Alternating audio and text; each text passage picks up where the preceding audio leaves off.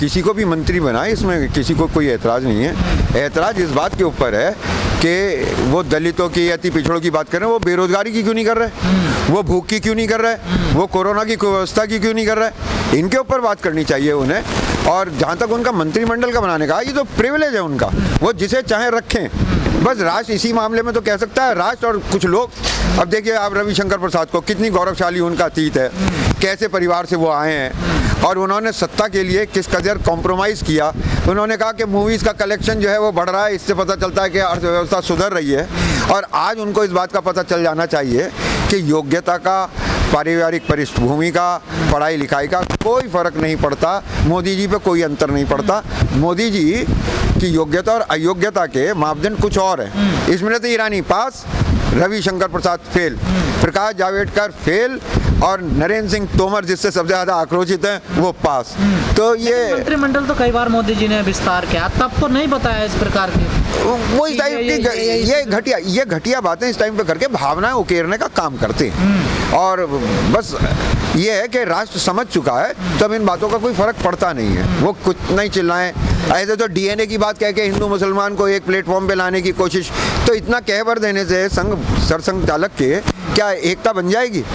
तो ये सब बहकाने की बातें हैं, उन्हें करने दीजिए। जिस प्रकार प्रधानमंत्री जी को कल बोलने नहीं दिया, विपक्ष में शोर मचाते रहे संसद में, कहाँ तक ठीक था आपको? देखिए मैं आपको एक बात बताऊं, मैंने प्रधानमंत्री मोदी के अंदर पिछले 7 साल के अंदर दो अच्छी चीज़ें देखी हैं। नंबर 1 कि वो संसद से बचते हैं, वो प्रेस कॉन्फ्रेंस से बचते हैं, वो सवालों से बचते हैं। इस बार का जो ये शोर शराबा है ये विरोध का है। विरोध का इस बात का नहीं है कि मोदी जी की नीतियां और जिस तरीके से वो मंत्रिमंडल में उन्होंने परिचय देना है दलित, अति दलित और पिछड़े और ये सब, आप इसके आधार पर मंत्रिमंडल का गठन कर रहे हैं। यह राष्ट्र जो कि संकट से जूझ रहा है उसके लिए योग्य लोगों को ला रहे हैं। कह रहे हैं कि इन लोगों को पच नहीं रहे हैं, दलित, अति पिछड़े या पिछड़े हम मंत्री बना रहे हैं, तो इन्हें खा कौन रहा है जो पचेंगे या नहीं पचेंगे? ये क्या बात हो गई? खिचड़ी है, खाना है। अरे आप बना रहे हैं, आपकी पार्टी के हैं, आप बनाइए, आपकी पार्टी के हैं, हमें इसलिए उनका विरोध है। वो अगर अति दलित और पिछड़े और इन सब वर्गों का दर्द से सरोकार रखते होते तो बीजेपी में ही क्यों होते? तो ये बीजेपी के चंद नालायक हटा के चंद नालायक ले आए हैं। सर मीडिया 2 तस्वीरों को कल की ओर ट्रोल कर रही है। एक राहुल गांधी जब जाते हैं संसद में, ठीक है, एंट्री करते हैं, अब छाता लेके उनके साथ उनकी गार्ड है, सिक्योरिटी वाले हैं। एक मोदी जी जब प्रेस कॉन्फ्रेंस करने आते हैं वो खुद अपना छाता लेके आते हैं। तमाम मीडिया कह रही है कि यही तो मोदी की सादगी है, इसलिए तो देश इन पे मरता है। लाखों रुपए मेकअप पे खर्च होते हैं, लाखों रुपए के उनके, आप ही ने इतने साल में मीडिया नहीं बताया कितना रुपया आपने ऊपर खर्च कर दिया, अपने आप को प्रमोट करने में खर्च कर दिया। सादगी इनकी कितनी महंगी पड़ती है ये अडानी और अंबानी से पूछिए। मोदी जी का सादगीपूर्ण जीवन कितना खर्चीला है, वो उस खर्चे को जो उठाते हैं उनसे पूछिए तो आपको पता चलेगा। उनका अकाउंट देखिए कि भाई इनकी सादगी पे कितने पैसे खर्च होते हैं। तो ये सादगी भी कैमरे के लिए है, फ्रॉडगिरी है, बहुरूपिया है, एक्टर है। आपको सर विपक्ष किसान आंदोलन को लेकर घेरेगा सरकार क्योंकि सत्र चालू है?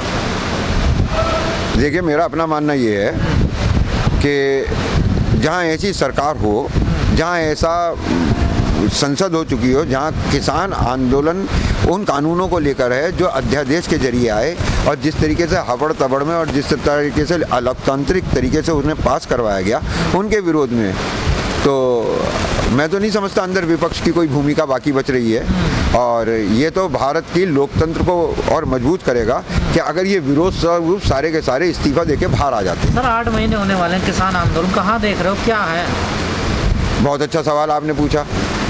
8 महीने, 10 महीने, फ्रांस की क्रांति 10 साल, काउंटर क्रांति और क्रांति 100 साल, संविधान आने में इतना टाइम लगता है, तो बड़ी चीज़ें टाइम लेती हैं। आप क्या समझ रहे हैं कि ये सरकार बदलने की लड़ाई नहीं है, ये व्यवस्था बदलने की लड़ाई नहीं है। हिंदुस्तान की बीमारी इससे भी कहीं बहुत ज़्यादा गहरी है। मैं इस राष्ट्र से एक सवाल पूछ रहा हूँ आपके प्लेटफॉर्म के जरिए, और जो भी इस पर अपना कमेंट देना चाहे वो दे सकता है। दिल्ली पे मुगलों की हुकूमत, सिंधिया राजा, मुगल हार गए दिल्ली में अंग्रेज़ों की हुकूमत, सिंधिया राजा, अंग्रेज हिंदुस्तान को आज़ाद कर कर चले गए, गांधी जी ने देश आज़ाद करा लिया, कांग्रेस की सरकार आती है, सिंधिया राजा, और 70 साल को गाली बकते हुए और 7 साल में सब कुछ तबाह बर्बाद करने वाले मोदी जी के राज में भी सिंधिया राजा।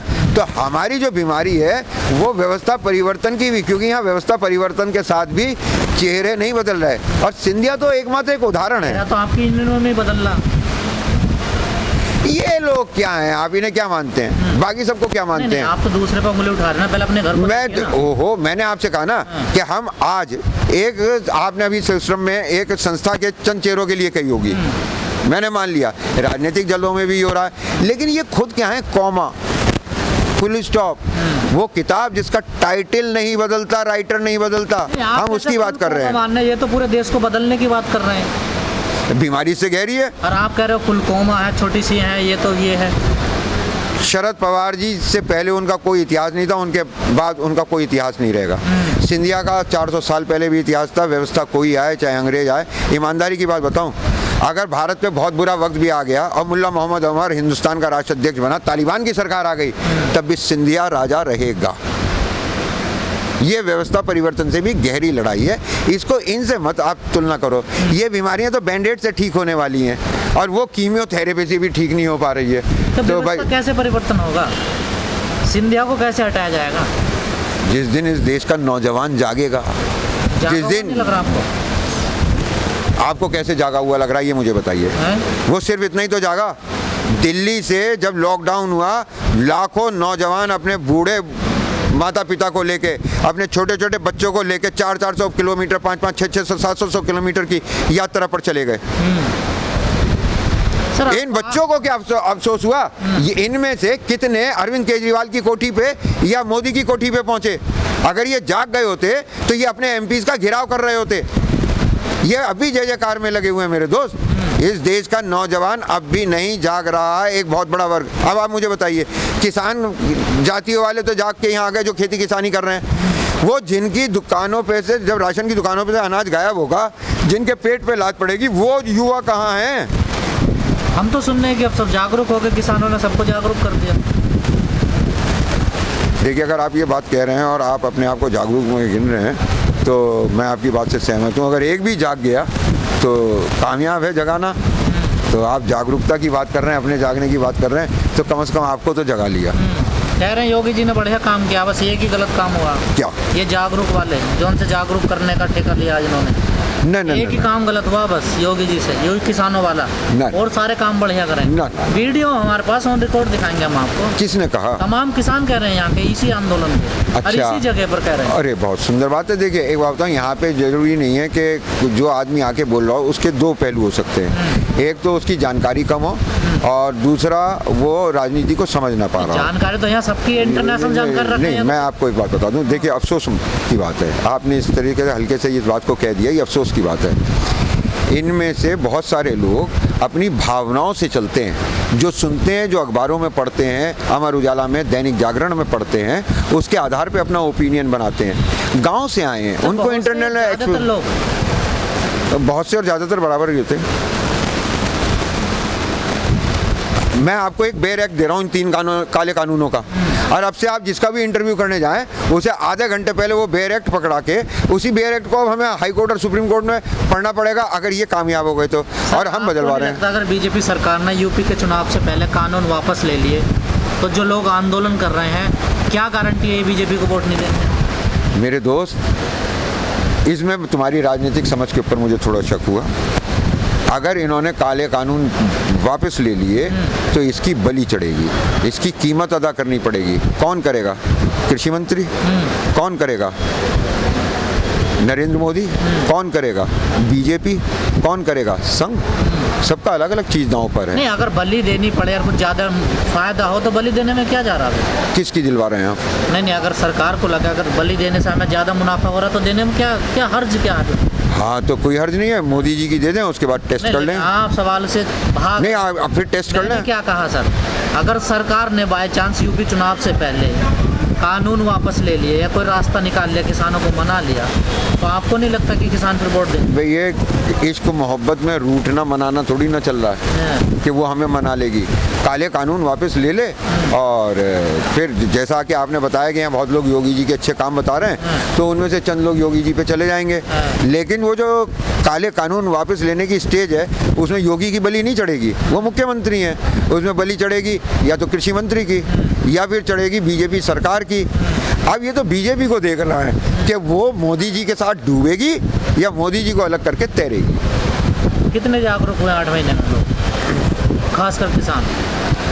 देखो, किसानों के अंदर तो पूरे देश के अंदर एक उत्तेजना है, एक आक्रोश है। अब वहाँ अनपढ़ से अनपढ़ को भी वो सारे तथ्य पता चलने लगे हैं कि कानूनों में काला क्या है, वो एकजुट हो रहे हैं। अफसोस की बात ये है कि उपभोक्ता वर्ग आप इस बात को सीरियसली नहीं लेते। ये 3 काले कानून क्या क्या कर रहे हैं? एक तरफ ये प्रोडक्शन और ज़मीन पे कब्जा कर रहे हैं, दूसरी तरफ ये भूख, जो अनाज का उपभोक्ता है उसकी भूख का सौदा कर रहे हैं। मैं फिर एक बात मोदी जी से, मोहन भागवत जी से, आरएसएस से, इनके तमाम विचारकों से एक बात फिर कहना चाहूँगा, तेल, ऊर्जा, खाद्यान्न, ये राष्ट्र की सुरक्षा के सवाल हैं। इनके ऊपर तो आप लोग 8 महीने पिछले से कह ही रहे हैं, ठीक है सर। 7 महीने बाद यूपी में चुनाव होने हैं, कोई सी विपक्ष की पार्टियां किसान मुद्दे को लेकर नहीं जा रही जनता के बीच, ना सरकार लेके जा रही। किसान का मुद्दा तो चल ही नहीं रहा। कहाँ नहीं चल रहा? कहाँ? कोई सी भी पार्टी बताइए मुद्दा बना। राष्ट्रीय लोकदल, चाहे विपक्ष की हो। नहीं, राष्ट्रीय लोकदल, राष्ट्रीय लोकदल कहाँ है? आपने खत्म कर दी ना। कहाँ खत्म कर दी? उसने तो अरे सुनिए साहब, ये तो उतार चढ़ाव आते रहते हैं। अब की बार का आप समझ लीजिए, बागपत मॉडल यूपी जितवाएगा। बागपत मॉडल क्या है? हर तरीके का फर्जीवाड़ा जिला पंचायत अध्यक्ष के लिए इन लोगों ने किया, लेकिन बागपत के अंदर किसानों ने अपनी उपस्थिति से, अपने उग्र तेवरों से, अपने लट से उस बेईमानी फर्जीवाड़े को नहीं चलने दिया। तो मुजफ्फरनगर में क्यों नहीं रोका?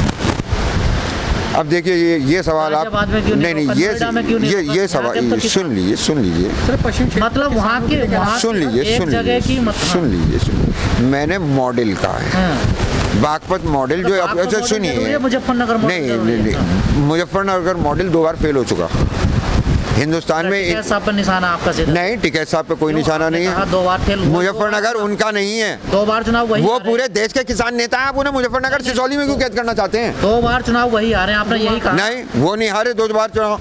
आप मुजफ्फरनगर के दंगे ने जिस तरीके का ध्रुवीकरण भारत की राजनीति में किया, उसका लाभ बीजेपी ने उठा लिया।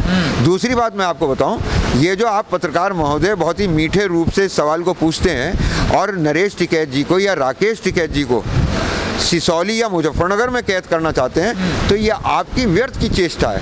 कारण क्या है कि राकेश टिकैत जी अब भारतीय किसान यूनियन की पूरे देश के अंदर, किसान की पूरे देश के अंदर आवाज बनकर उभरे हैं। इन्हें सिसौली और मुजफ्फरनगर के ऊपर मत काटिए। टिकैत जी एक तरफ कहते हैं कि मैं चुनाव नहीं लड़ूंगा, मैं राजनेता नहीं, मैं किसानों की लड़ाई लड़ूंगा, लेकिन अपनी विकिपीडिया बनवाई तो उन्होंने लिखा उस पर इंडियन पॉलिटिशियन।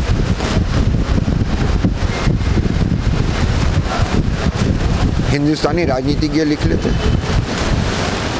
कोई बुराई नहीं थी। मुझे शब्दों पे ऐतराज़ है थोड़ा सा, बाकी ऐतराज़ मुझे यूँ नहीं है कि देखिए मैं बता दूं आपको, क्लियर कर रहा हूँ। राकेश टिकैत जी के भाग्य में चाणक्य बनना लिखा है, चंद्रगुप्त बनना नहीं लिखा। वो एक एमपी बन के, एक मंत्री बन के इतना नहीं कर पाएंगे जितना अगर वो चाणक्य की भूमिका में आते हैं तो कई राज्यों में मुख्यमंत्री उनकी सलाह से बनेंगे, नीतियां उनकी सलाह से बनेंगी।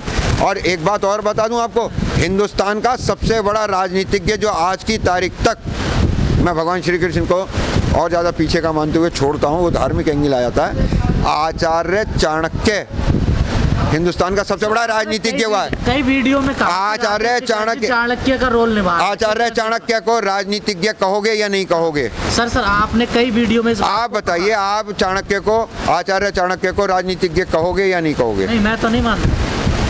आप नहीं मानते, गलत करते। सर आपने कई वीडियो में कहा, पिछली वीडियो में भी, कि राकेश टिकैत जो चाणक्य है, लेकिन जितनी भी विपक्ष में पार्टियां, किसी पार्टियों से कोई संपर्क नहीं कर रहे टिकैत साहब, कोई पूछने को तैयार ही नहीं है चाणक्य को। आपको कैसे लगता है? बताइए, कोई आया है? अरे भाई, हमने मोदी जी से पूछा कि काहे भैया काहे टैपिंग करवा रहे हो ये? अरे वो बोले कि बात ये है कि पीके मिलने गया शरद पवार से, तो जनता के सामने 4 घंटे की मीटिंग हुई, लेकिन चाणक्य से कौन कौन सा चंद्रगुप्त बात कर रहा है उसकी हमें जानकारी नहीं हो पाती, इस वजह से हम फ़ोन टैपिंग करा रहे हैं। फ़ोन टैपिंग की ज़रूरत ही इस वजह से पड़ी है क्योंकि चाणक्य सक्रिय है, लोग उससे संपर्क कर रहे हैं। अब उन संपर्कों को ही यूनियन को अपनी कमेटी भंग क्यों करनी पड़ी? ये तो इनके संगठनात्मक होते हैं। मतलब ऐसे टाइम पे, पीक पे, जब आंदोलन चल रहा पूरे देश भर में, जब कार्यकर्ताओं की, नेताओं की ज़रूरत है, उस टाइम कमेटी भंग करना। अरे मेरे भाई बात समझो, ब्रिटेन सेकेंड वर्ल्ड वॉर में जा रहा था, चुनी हुई सरकार थी, उन्होंने उस सरकार को बर्खास्त करवाया और उसकी जगह विंस्टन चर्चिल की सरकार बनवाई, सारी व्यवस्था बदली। अब हम कोई गलतियां थी ना? सुन लो नहीं, सेकंड फेज में जा रहे हैं, संघर्ष के सेकंड फेज में जा रहे हैं। और जैसे इन्होंने अपना मंत्रिमंडल बदला है, हम भी नई टीम का मुकाबला करने के लिए नई टीम लाएंगे। बस मतलब पुराने जो नेता काम नहीं किया, उनमें से हम किसी को पास फेल नहीं, अभी हमने किसी को ना रिजेक्ट करा है ना सेलेक्ट करा है। काम ठीक नहीं इसलिए हटा रहे हैं इनको। देखो सरकार ने वो उनका काम चेक करने का तरीका कुछ दूसरा है, मैं फिर वही पूछ लूंगा, स्मृति पास क्यों और रविशंकर प्रसाद फेल क्यों?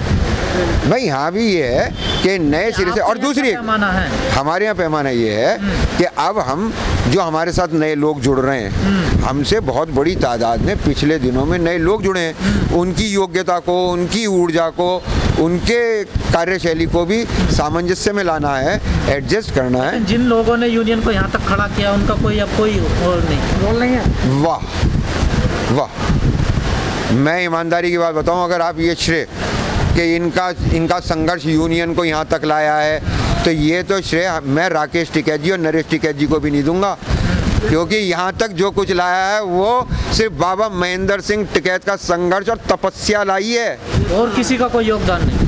हमारे हाथ में वो मशाल भरे और लेके चल रहे हैं, इतना बहुत है। मशाल तो आखिर में बाबा महेंद्र सिंह टिकैत की ही है मेरे दोस्त।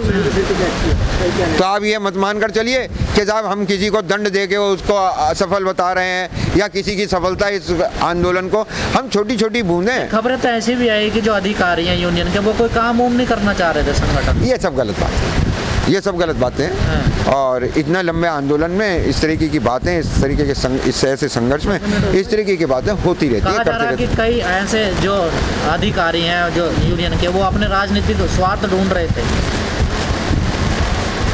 हो सकता है, राजनीतिक महत्वाकांक्षा के आप किसी के रोक नहीं लगा सकते, लेकिन मुझे जहाँ तक लगता है वो ये है कि किसानों की यूनियन ने किसी की भी राजनीतिक महत्वाकांक्षाओं को पालने का और पोसने का कोई काम नहीं किया।